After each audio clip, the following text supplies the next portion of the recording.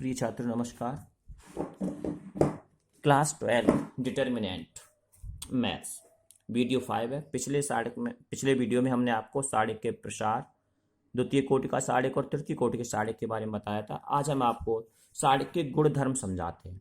देखिए क्या है, किसी साड़िक का विस्तार निम्न गुणों की सहायता से सुगमता से बहुत ही आसानी से किया जा सकता है, क्योंकि इसमें प्रसार नहीं करना पड़ता है। बिना प्रसार किए भी आप उसको सॉल्व कर सकते हो। देखिए गुण नंबर 1, किसी साड़िक की पंक्तियों का स्तंभों में व स्तंभों को पंक्तियों में परस्पर परिवर्तन करने पर साड़िक का मान नहीं बदलता। अर्थात हम कॉलम को रो में या रो को कॉलम में बदल दें तो उस साड़िक में परिवर्तन नहीं होता, उसका मान नहीं बदलता। जैसे हमने इस पंक्ति को दूसरी पंक्ति को तीसरी पंक्ति को पहले स्तंभ में दूसरे स्तंभ में तीसरे स्तंभ में बदल दिया, ये पंक्ति ये स्तंभ, तो साड़िक का मान नहीं बदला।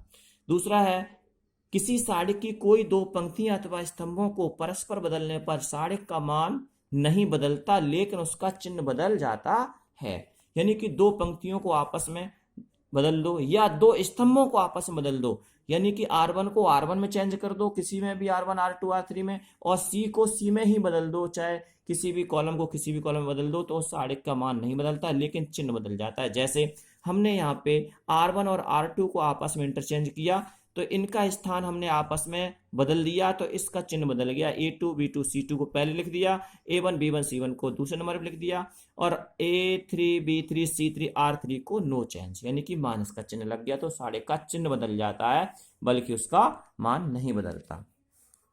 अगला है, यदि किसी साड़िक की कोई दो पंक्तियां अथवा स्तंभ समान हो तो उस साड़िक का मान शून्य होता है।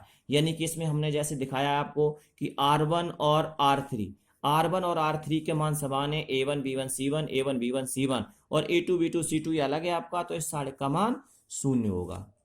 अगला नियम है आपका गुण नंबर 4, यदि किसी साड़िक की किसी पंक्ति अथवा स्तंभ के सभी अवयव शून्य हो तो उस साड़िक का मान शून्य होता है। अर्थात कोई भी एक पंक्ति अथवा स्तंभ के सभी अवयव शून्य, हमने यहाँ स्तंभ लिया है और इसके सभी अवयव शून्य कर दिए, तो इस साड़िक का मान शून्य होगा। आप एक पंक्ति ले सकते हो, उसके सारे अवयव शून्य, तो उस साड़िक का मान भी शून्य होगा। अगला है आपका, यदि किसी साड़िक की किसी पंक्ति अथवा स्तंभ के सभी अवयवों को किसी संख्या से गुणा किया जाए तो पूरे साड़िक में उस संख्या से गुणा हो जाता है। अर्थात हमने एक इसमें स्तंभ लिया और इसमें सब में L का गुणा कर दिया, तो आप कह सकते हो कि ये जो साड़िक है मेरा L गुना हो जाएगा। अर्थात L बाहर हो गया, X Y Z A B C P Q R, ये हमने सीधे के सीधे मान रख दिए।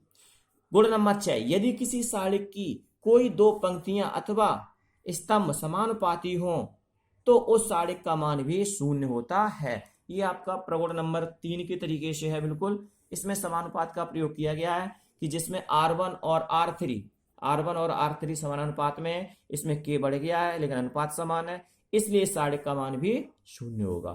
प्रगुण नंबर आपका 7, यदि किसी साड़िक की किसी पंक्ति अथवा स्तंभ का प्रत्येक अवयव दो या दो से अधिक पदों का योग हो तो वह साड़िक उसी क्रम के दो या अधिक साड़िकों के योगफल के बराबर हो जाता है या होता है। अर्थात आप इसमें देखेंगे कि हमारा कॉलम पहला जो है उसमें दो संख्याओं का योग दे रखा है, तो बनने वाले दो साड़िक होंगे जिसमें पहला स्तंभ ये होगा, दूसरा स्तंभ ये, तीसरा स्तंभ ये। दूसरा जो साड़िक बनेगा उसका पहला स्तंभ ये, दूसरा स्तंभ ये, तीसरा स्तंभ ये होगा। अर्थात A1 B1 C1 ये आ गया, A2 B2 C2 और A3 B3 C3 प्लस ये दूसरे साड़िक में बदल जाएगा, A B C और A2 B2 C2 और A3 B3 C3।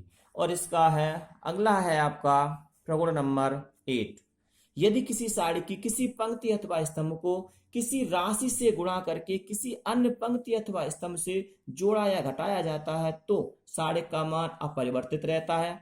अर्थात किसी भी पंक्ति में कोई भी संख्या जोड़ दो और किसी भी पंक्ति में और में कोई भी संख्या गुणा करके हम जोड़ दें या घटा दें तो साड़िक का मान नहीं बदलता है। इस नियम का हम लोग बहुत ज्यादा प्रयोग करते हैं और इसकी सहायता से अधिक शून्य करते हैं। अर्थात ऐसा करने से साड़िक के अवयव अधिक शून्य हो सकें, अधिक शून्य होंगे तो प्रसार करने में आराम मिलता है और उसका मान आराम से निकल आता है। जैसे एक एग्जांपल लेते हैं, हमने लिया आपका एक डेट लिया 246488123, हमने क्या किया, इसके C2 में से C1 को घटा दिया, C2 change C2 minus 2C1, इसमें 2 का गुणा करके इसमें से घटा दिया। इससे क्या फायदा होगा? इससे फायदा हुआ कि इनका बिना प्रसार किए ही इसका मान हम ज्ञात कर लेंगे। तो इसमें 2 का गुणा करेंगे, C2 चेंज करेंगे तो C2 के अवयव चेंज होंगे, बाकी के कोई अवयव चेंज नहीं होंगे। बाकी के लिख सकते हो 2 4 1 2 4 1 6 8 3 6 8 3।